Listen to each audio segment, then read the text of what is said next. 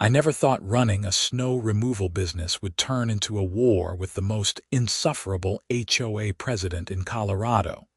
But here we are, watching them drown in 3 feet of snow while I sat comfortably in my heated office. My name is Benjamin Zimmerman, and I had been operating Mountain Peak Snow Services in Boulder County, Colorado, for 8 years. What started as a side hustle with one beat-up plow truck had grown into a legitimate operation with 5 crews, 12 trucks, and contracts servicing over 40 properties across 3 counties. My reputation was solid. When it snowed in Colorado, which it did frequently and heavily, people called me. I took pride in my work, showed up on time, and charged fair rates. Life was good until I made the mistake of signing a contract with Pinewood Heights HOA. Pinewood Heights was one of those newer developments that sprouted up during the housing boom. A collection of 200 cookie-cutter homes arranged in neat little rows with names like Serenity Lane and Harmony Drive. The houses themselves were fine, decent middle-class family homes with small yards and vinyl siding. But the HOA that governed this little kingdom was run by a woman named Patricia Henderson, and she was exactly the kind of person you picture when you hear the word Karen. Patricia was in her late 40s, always wore her blonde hair in that speak-to-the-manager style, and seemed to believe that her position as HOA president gave her the authority to control every aspect of everyone's lives. She drove a white Lexus SUV with a custom license plate that read HOA Boss, which should have been my first red flag. But business was business, and when she called me in September about a snow removal contract for the upcoming winter, I figured it would be just another client. The contract negotiation should have been simple. I quoted them my standard rate for a community their size, which included plowing all main roads, cul-de-sacs, and the community center parking lot within 6 hours of snowfall ending. That was my standard operating procedure, and it had never been a problem for any of my other clients. 6 hours was more than reasonable, actually better than most snow removal services offered in the area, but Patricia had other ideas. She wanted plowing to begin immediately as snow started falling, not after it ended. She wanted every street cleared within 2 hours, regardless of whether snow was still coming down. She wanted the community center parking lot cleared by 6 in the morning on the dot, even if it meant starting at 3 in the morning. And she wanted all of this for 20% less than my quoted price. I explained to her, as patiently as I could, that her demands weren't realistic. Plowing during active snowfall was inefficient and wasteful because you would just have to plow again when the snow stopped. My 6-hour window after snowfall ended was an industry standard. Starting at 3 in the morning to have a parking lot cleared by 6 was fine, but that would cost more, not less, because of the overnight premium. Patricia did not like being told no. Her face turned red, and she launched into a speech about how she had gotten quotes from 3 other services, none of which were as expensive as mine, and how I should be grateful for the opportunity to service such a prestigious community. I almost walked away right then. Almost. But she eventually agreed to my standard terms and rates, though she made it clear she was doing me a favor. The contract was signed in October. The first significant snowfall came in mid-November, a respectable 8 inches that fell overnight and stopped around 5 in the morning. My crew was at Pinewood Heights by 7 and had the entire community cleared by 10. Well within our 6-hour window, actually ahead of schedule. I thought we had done a great job. Patricia called me at 10:30, and I could hear the anger in her voice before she even finished saying hello. "Benjamin, this is completely unacceptable," she snapped.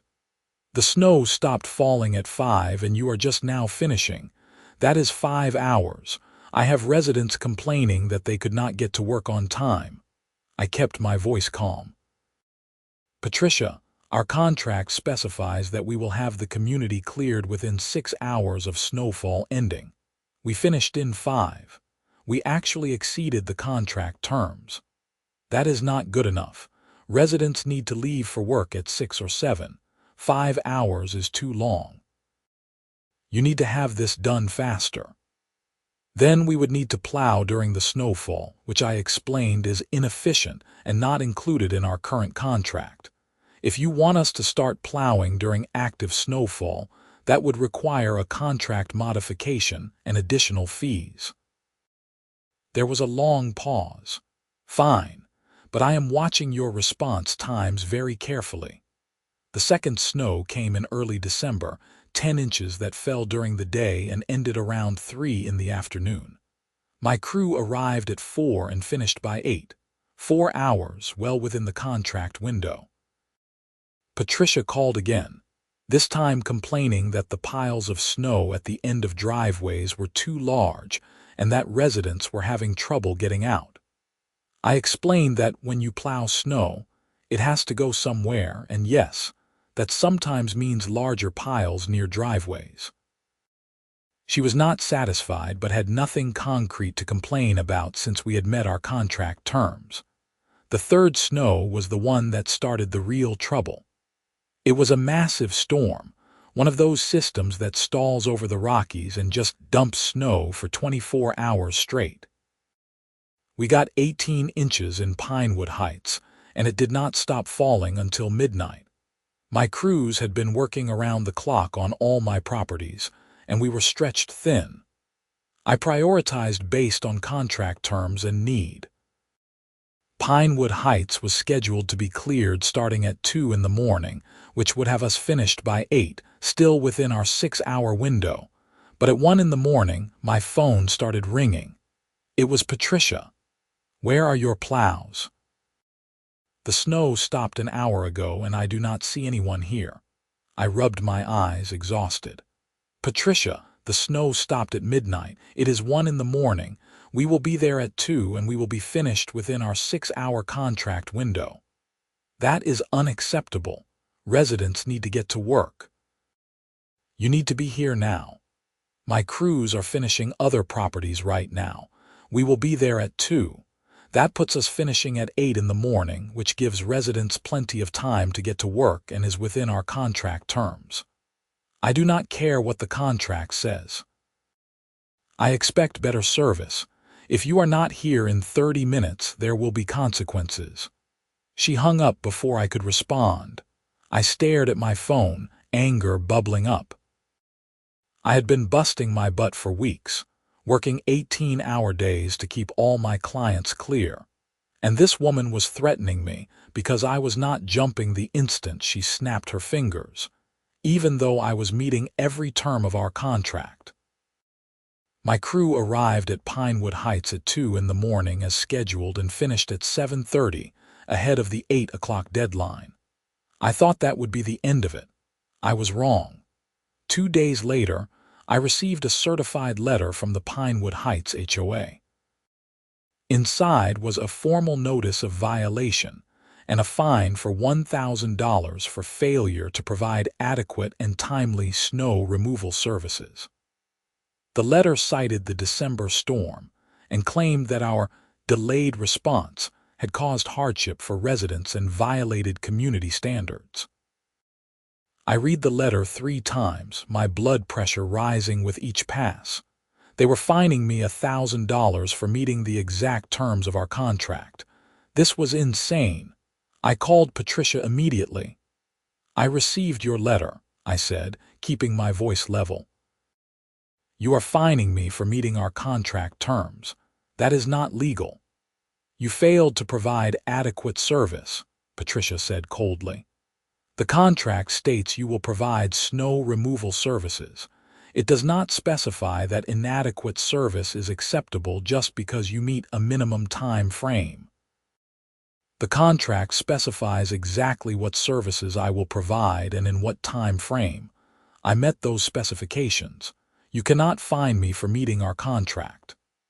The HOA board voted, and we have decided that your service was inadequate. The fine stands. You have 30 days to pay. I am not paying this fine, Patricia. This is breach of contract on your end, not mine. If you pursue this, I will take legal action. Do what you need to do, Benjamin. The fine stands. I hung up and immediately called my lawyer, a guy named Richard who handled all my business contracts. I explained the situation, forwarded him the contract and the violation letter, and asked what my options were. Richard reviewed everything and called me back the next day. They do not have a leg to stand on. You met every term of the contract. This fine is retaliatory and unenforceable.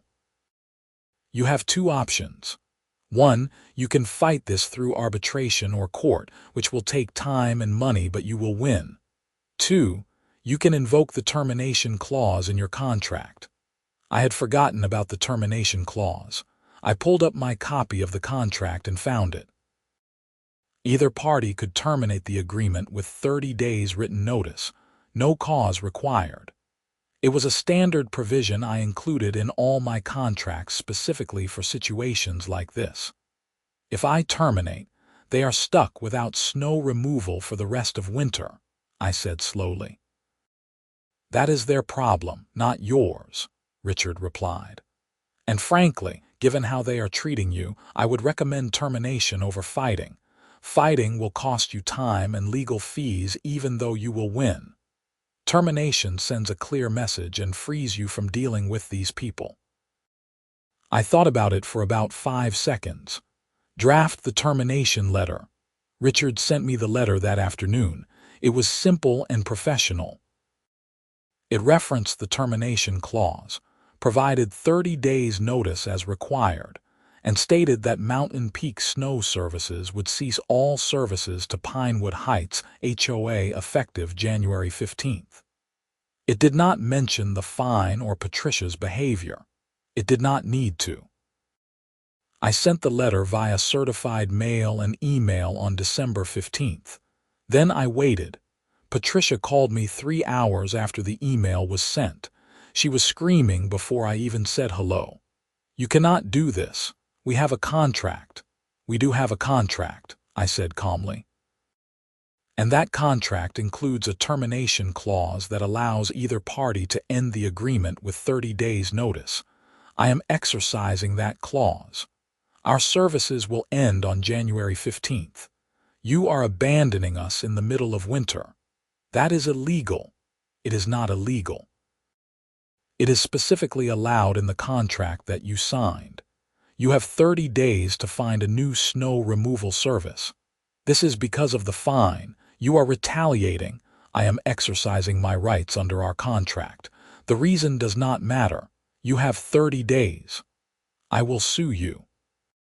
You are welcome to try, Patricia, but I would suggest you spend your time finding a new snow removal service instead. Winter is not over. She hung up. I poured myself a bourbon and felt the tension drain out of my shoulders. I was done with Patricia Henderson and Pinewood Heights HOA. The 30 days passed quietly. We had 2 more snowfalls during that period, and my crews handled them professionally. We met our contract obligations right up until January 15th. On January 14th, I sent a final email confirming that our services would end at midnight and wished them well finding a new contractor. January 15th came and went. I removed Pinewood Heights from our service rotation and redistributed my crews to focus on our other clients.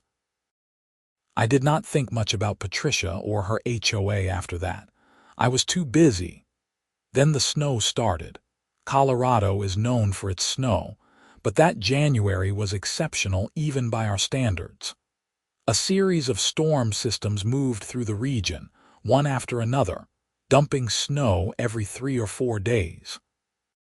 6 inches here, 10 inches there, and occasionally a monster storm that dropped 15 or 20 inches. My crews were working non-stop, and business was booming. All my clients were happy, all my bills were being paid, and I was completely stress-free without Patricia breathing down my neck. I did not hear anything from Pinewood Heights for 2 weeks. Then, in late January, I got a call from a number I did not recognize. I let it go to voicemail. The message was from Patricia, and her tone was very different from our last conversation. "Benjamin, this is Patricia Henderson from Pinewood Heights. I am calling to discuss possibly resuming services. We have had some difficulties with our new contractor, and the board would like to explore bringing you back. Please call me when you get a chance." I deleted the voicemail without calling back. She had her chance.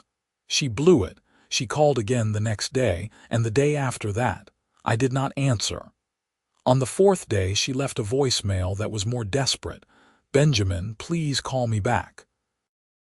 We really need to talk about snow removal services. Our current situation is not working and we need help. Please call me." I almost felt bad for her. Almost. But then I remembered the $1,000 fine for doing my job correctly, and the feeling passed. In early February, after a particularly heavy storm dropped 20 inches on the area, I got a call from a different number. This time I answered, because I did not recognize it and thought it might be a potential new client. "Is this Benjamin Zimmerman with Mountain Peak Snow Services?" A man's voice asked. "It is. How can I help you?" "My name is David Morrison. I am on the board of Pinewood Heights HOA, and I am calling about snow removal services. I know you previously had a contract with us that was terminated, and I wanted to discuss possibly renewing that contract." At least this guy was polite. "I appreciate the call, David, but I am not interested in working with Pinewood Heights again." "I understand, and I do not blame you. Look, I am going to be straight with you. We are in a bad situation here.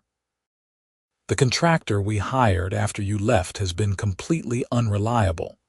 Half the time they do not show up at all. When they do show up, they do a terrible job.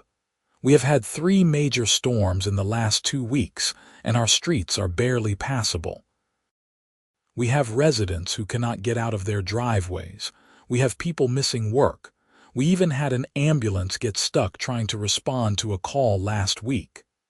That last part got my attention. "Is everyone okay?"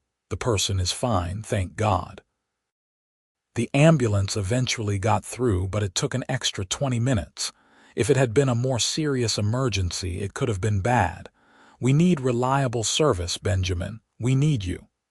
What about Patricia? Is she still HOA president? There was a pause. She is, but the board has had some serious discussions about her management style. Several of us are very unhappy with how she handled the situation with you. That $1,000 fine was ridiculous, and we all know it. You met your contract terms and she went after you anyway. So why is she still president? Politics, mostly. She has some supporters on the board, and removing her requires a vote. But I can promise you that if you come back, you will be dealing with me, not Patricia. I will be your point of contact, and I will make sure the contract terms are honored. I considered it. On one hand, I did not want to deal with Patricia ever again. On the other hand, people were suffering, and that was not right. An ambulance getting stuck was serious. Someone could die because of poor snow removal. "I will think about it," I said finally. "But I need to be clear about a few things. 1, I will not work with Patricia. If I come back, all communication goes through you. 2, the $1,000 fine gets rescinded in writing. 3, my rates are going up 20% because I am taking on significant risk working with your HOA again. And 4, if there is any hint of the same problems as before, I walk immediately. No 30 days notice, I am just gone. Take it or leave it." "I will take it to the board," David said. "But personally, I think those terms are fair. We screwed up and we need to make it right. You have 24 hours to decide. After that, the offer is off the table. I hung up and sat back in my chair, wondering if I was making a mistake. My gut said yes, but my conscience said people needed help. David called me back 6 hours later. The board voted 7-2 in favor of your terms. Patricia and one of her supporters voted against it, but they were outvoted. The fine is rescinded. You will work directly with me. And we accept your rate increase. Can you start immediately? I can have a crew there tomorrow morning, but I need the new contract signed first. I will have my lawyer draft it tonight, and I need signatures from the board before we plow a single flake. Done. Send it over. Richard drafted the new contract that evening. It included all the terms I specified, plus an additional clause that allowed me to terminate immediately if the HOA violated any terms.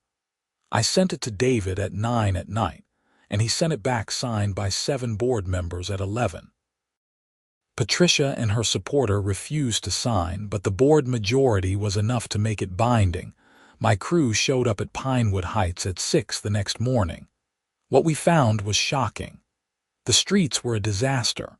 Snow was piled everywhere, barely plowed at all. Some streets had not been touched in days. The main entrance was so narrow that only one car could pass at a time. The community center parking lot was a solid sheet of ice under a foot of snow. It took 2 full crews an entire day to get the community back to acceptable condition.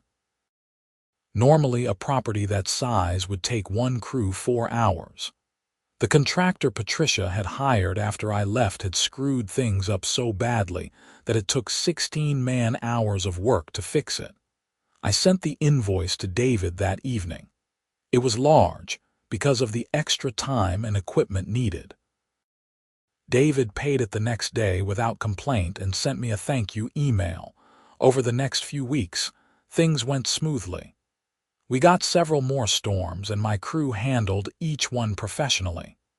David was great to work with.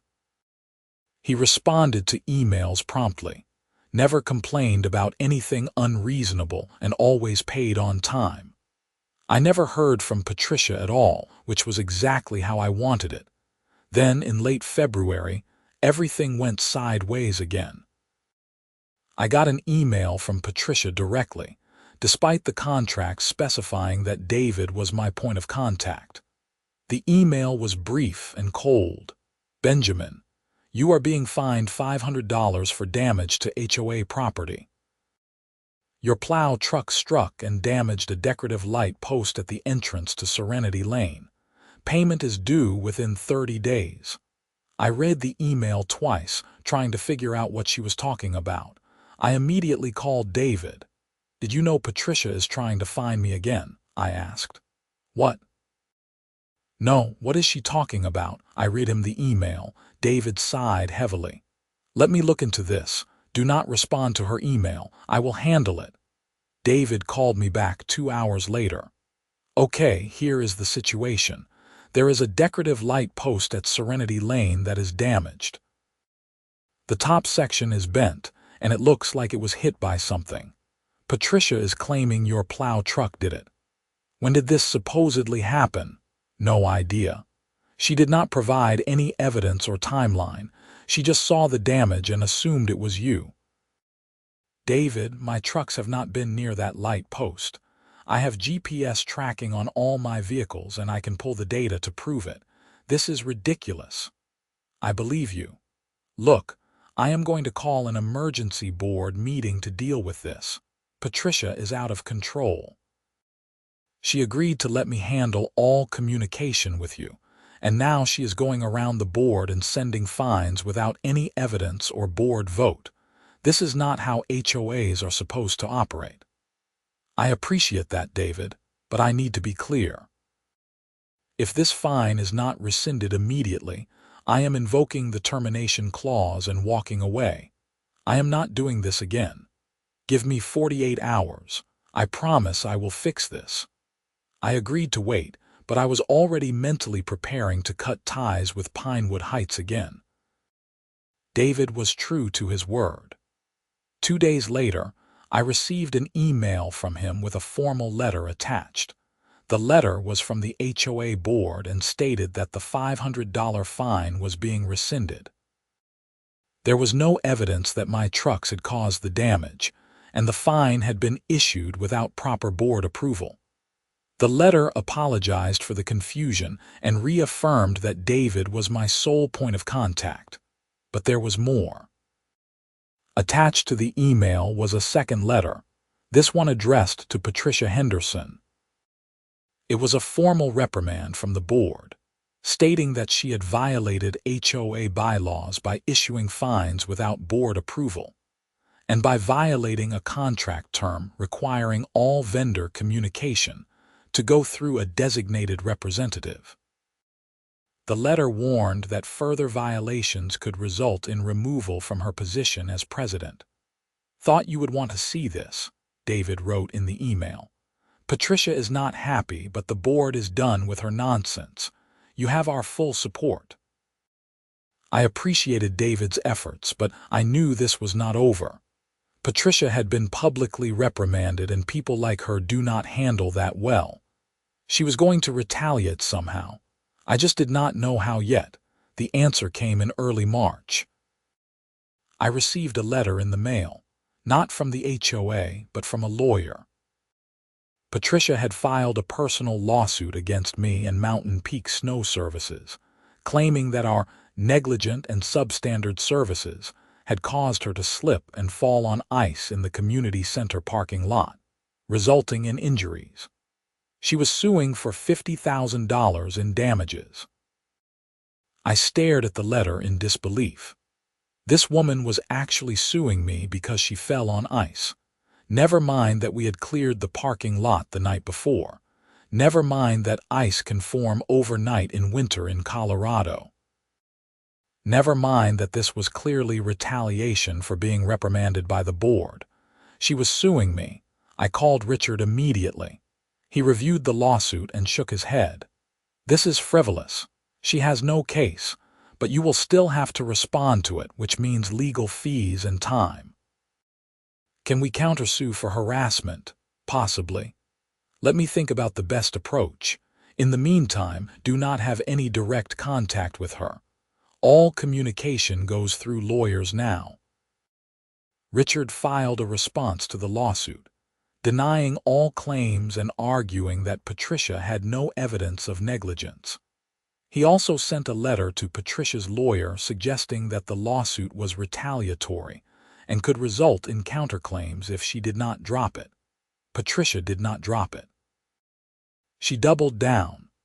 Her lawyer filed additional motions, demanding records of all our snow removal activities, GPS logs, maintenance records for our trucks, and copies of all communications with the HOA.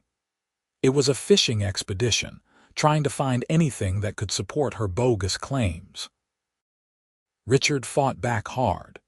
He filed a motion to dismiss the case as frivolous and without merit. He also began preparing a countersuit for abuse of process and harassment. While all this legal drama was unfolding, winter continued. We got more snow in March, heavy wet snow that was a pain to move. My crews continued to service Pinewood Heights professionally because I had a contract and I honor my contracts. But every time I sent a truck to that community, I felt my blood pressure rise. This was supposed to be a simple business relationship. Instead, it had turned into a legal nightmare. In late March, David called me with surprising news.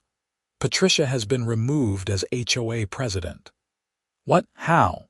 The board voted last night, 8-1, with Patricia being the only vote against. "Her behavior has become too erratic. The lawsuit against you was the final straw." She filed it without telling the board, and when we found out, several members were furious. We cannot have our president filing personal lawsuits against our contractors. It creates liability for the whole HOA. "So who is president now?"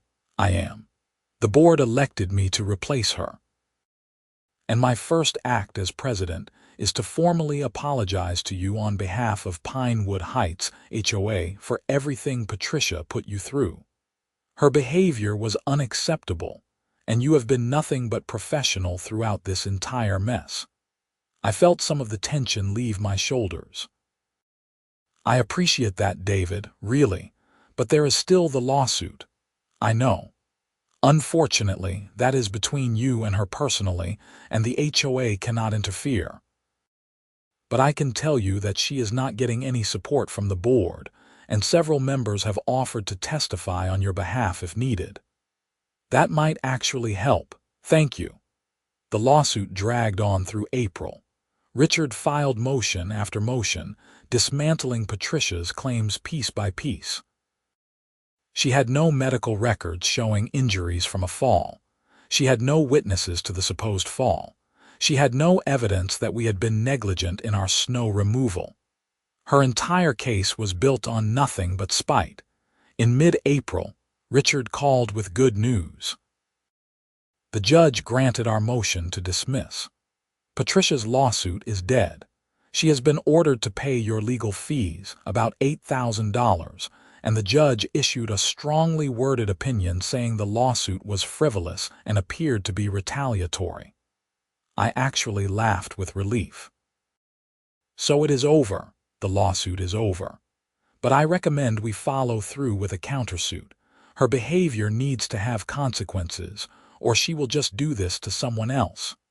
I thought about it. Part of me wanted to just move on and forget Patricia Henderson ever existed, but Richard was right. If she got away with this, she would absolutely do it to someone else.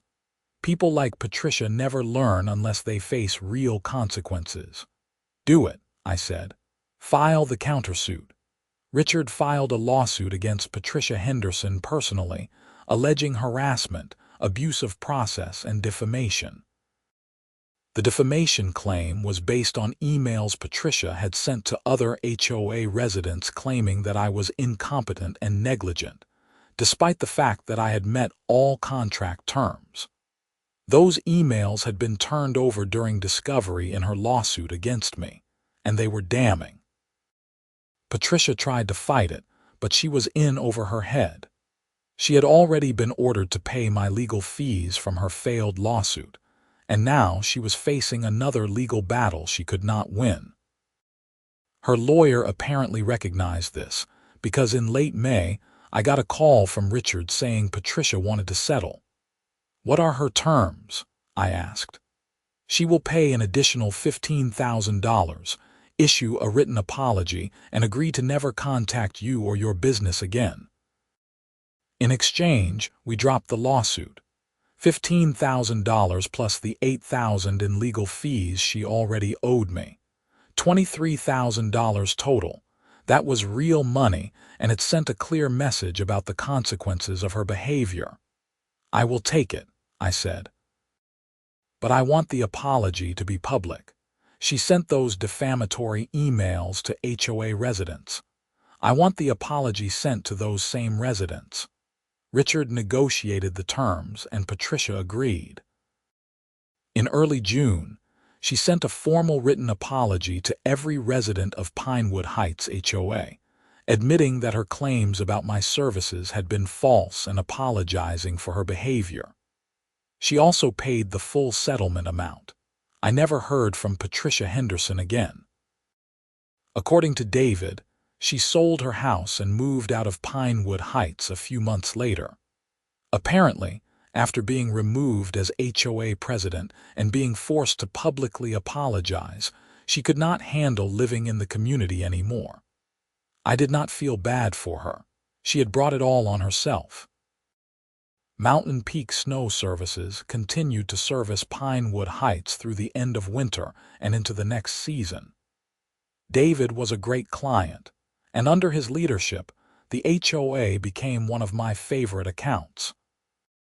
No drama, no unreasonable demands, just a straightforward business relationship built on mutual respect. But the story does not quite end there. In August, after the snow had melted and everyone in Colorado was enjoying summer, I got a call from the Boulder County District Attorney's office.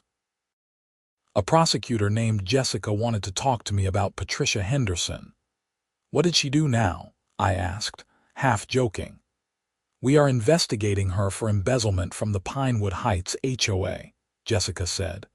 During her time as president, she allegedly misappropriated HOA funds for personal use. We have reason to believe the amount is significant, possibly over $100,000. I sat up straight. How did this come out? When David Morrison took over as president, he conducted an audit of HOA finances. He found a lot of irregularities, payments to vendors that do not exist, reimbursements for expenses that were never incurred, transfers to accounts that should not have received money. He brought it to us, and we have been investigating for the last few months. We have enough evidence to charge her, but we are building the strongest case possible.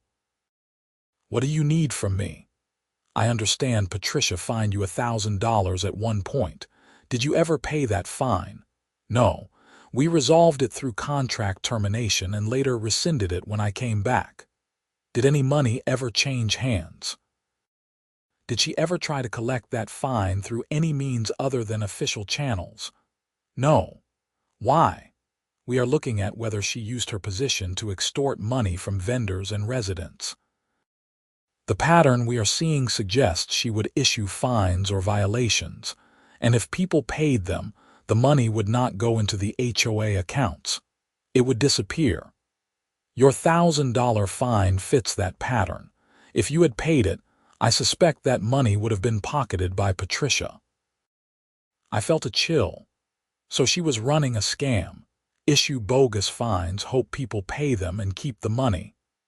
That is what it looks like. We found dozens of similar cases. Fines for minor violations that residents paid without fighting, maintenance fees that were never recorded. It adds up quickly. What happens now? We are going to charge her with embezzlement, theft, and fraud. Given the amount involved, she is looking at serious prison time if convicted. I wanted to give you a heads up because you may be called as a witness if this goes to trial. Happy to testify, I said. That woman is a criminal, and she needs to face consequences. Patricia Henderson was arrested in September. The local news covered it extensively because HOA embezzlement cases were always good for ratings. The reports said she had stolen over $120,000 from Pinewood Heights HOA over a period of 3 years. She had used the money for vacations, car payments, home renovations, and other personal expenses. The evidence was overwhelming. Bank records, HOA financial documents, and testimony from multiple residents and vendors all painted a clear picture of systematic theft. Patricia tried to fight the charges initially, but her lawyer must have explained how screwed she was because she eventually agreed to a plea deal. In November, she pleaded guilty to felony embezzlement and fraud. She was sentenced to 4 years in state prison and ordered to pay full restitution of $120,000 to the HOA. She would also be on probation for 5 years after her release and permanently banned from serving on any HOA board in Colorado. I watched the news coverage of her sentencing with a sense of satisfaction. Justice had been served. The woman who had made my life hell for months, who had fined me for doing my job correctly, who had sued me out of spite, was now a convicted felon heading to prison. And the best part was that I had not even had to do anything. Her own greed and arrogance had brought her down. David called me after the sentencing. I wanted to thank you, he said. If you had not fought back against Patricia, if you had just paid that first fine and accepted her behavior, we might never have looked closer at her actions. Your refusal to be bullied made us start questioning her, and that led to the audit that exposed everything. I was just protecting my business, I said, but I am glad it helped. You did more than protect your business. You helped expose a criminal. A lot of people in this community owe you a debt of gratitude. Just keep paying your snow removal bills on time, I joked. That is all the gratitude I need. David laughed. Deal. Pinewood Heights HOA recovered the stolen money through a combination of Patricia's restitution payments and an insurance claim. The community moved on, and under David's leadership, things ran smoothly.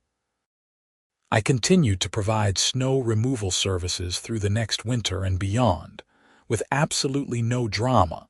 Looking back on the whole mess, I learned a valuable lesson about standing up to bullies.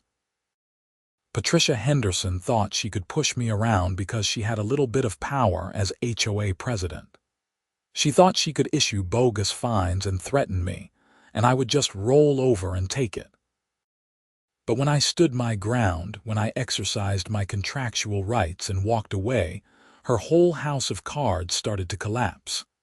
She tried to retaliate with a lawsuit, which only made things worse for her.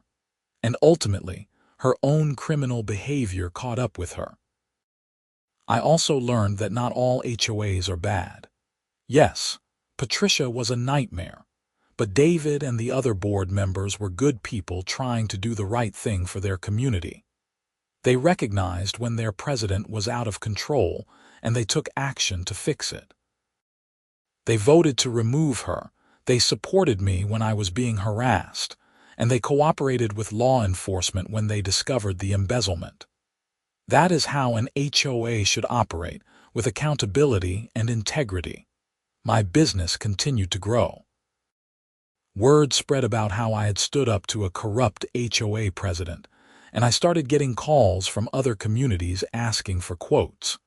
People respected that I had not backed down, that I had insisted on being treated fairly. My reputation, which was already solid, became even stronger. I never saw Patricia Henderson again after her sentencing.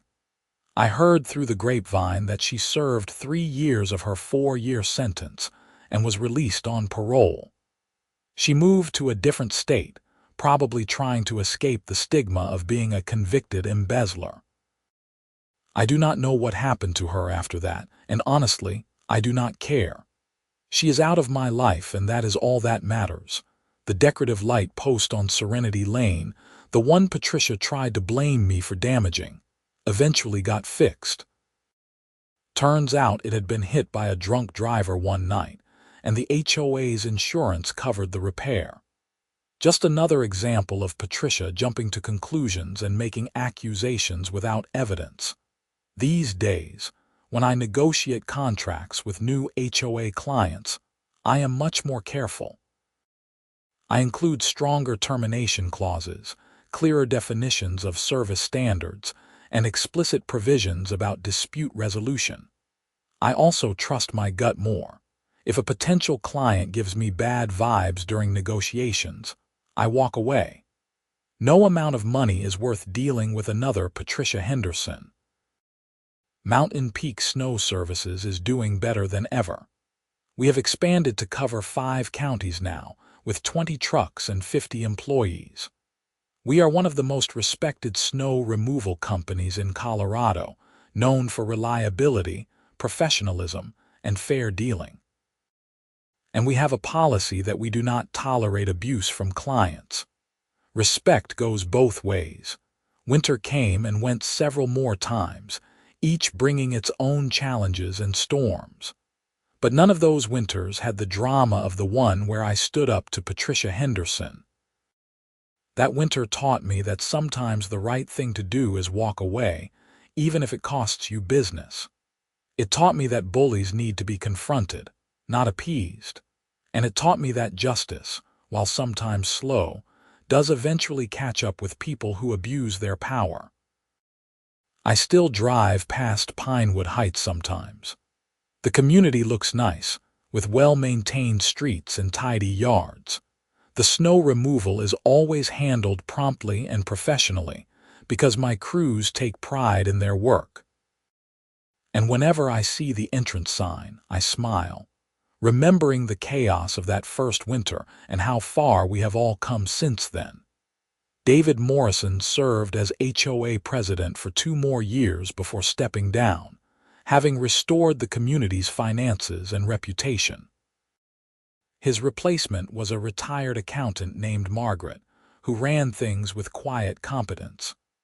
I worked with her for several years before she termed out, and she was always professional and easy to deal with. No drama, no bogus fines, no lawsuits. Just a normal, healthy business relationship. The residents of Pinewood Heights eventually forgot about Patricia Henderson. New families moved in, unaware of the scandal that had rocked the community years before. The embezzlement became a cautionary tale, mentioned occasionally at board meetings as an example of why financial oversight is important.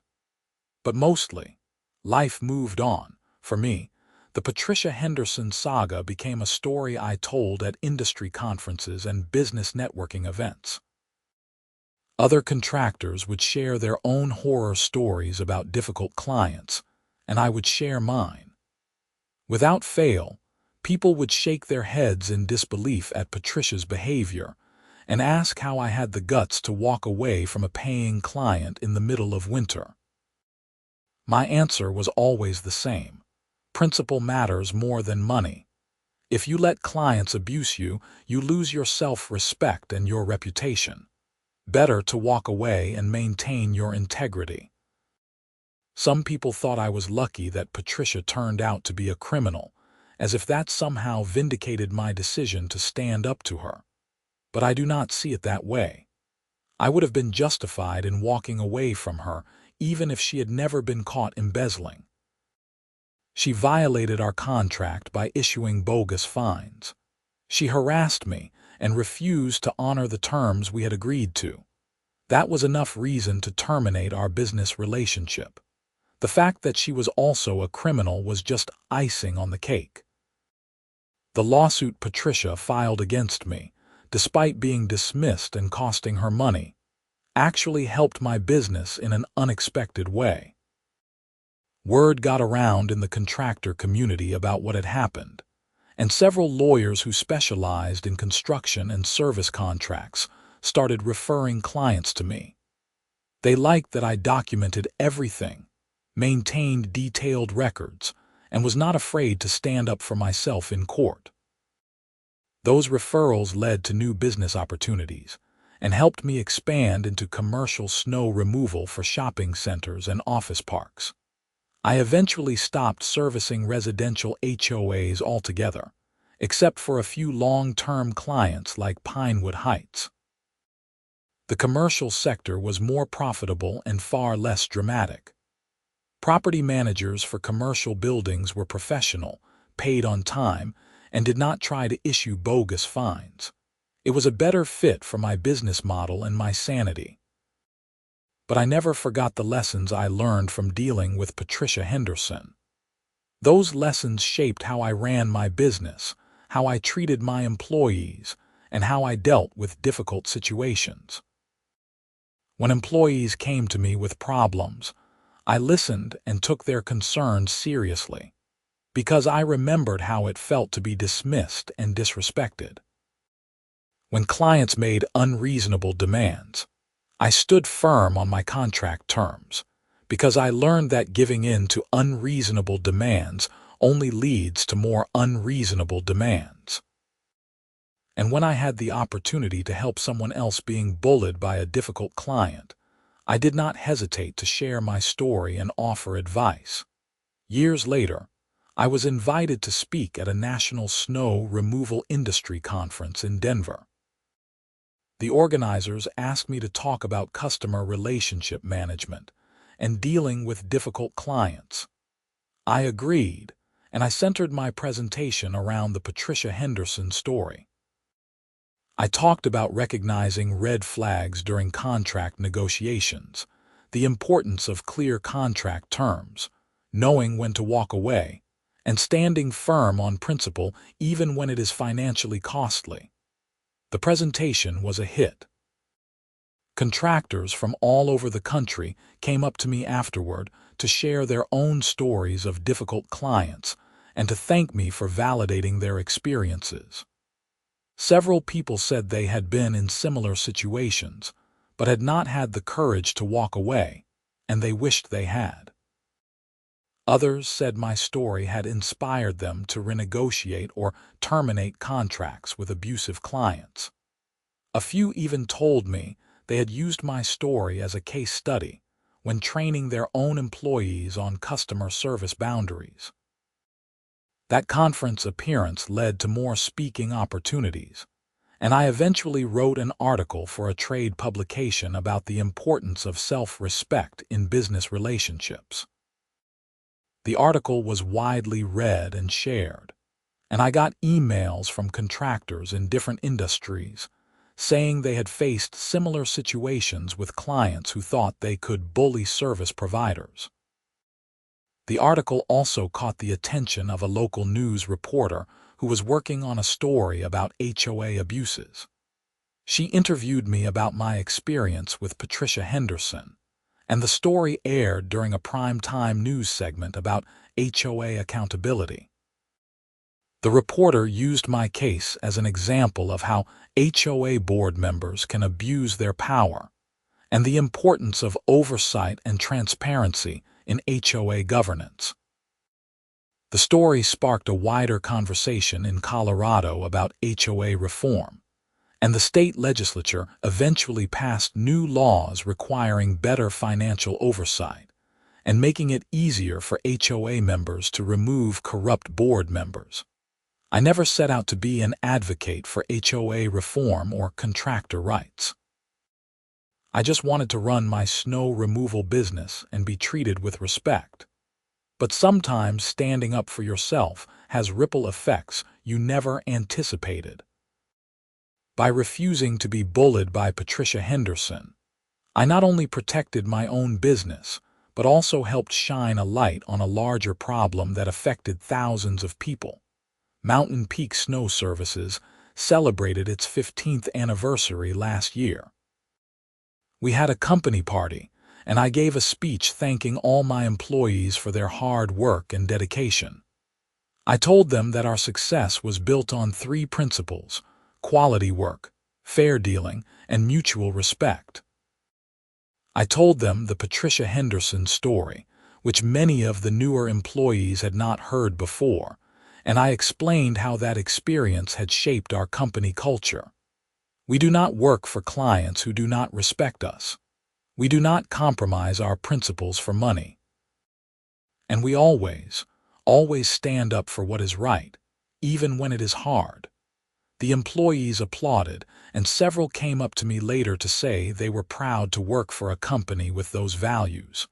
That meant more to me than any amount of profit or growth. Building a business is not just about making money. It is about creating something you can be proud of, something that reflects your values and treats people with dignity. Looking back over the years since that winter when I canceled service and left Pinewood Heights stranded, I have no regrets. Yes, it was stressful. Yes, it cost me time and legal fees.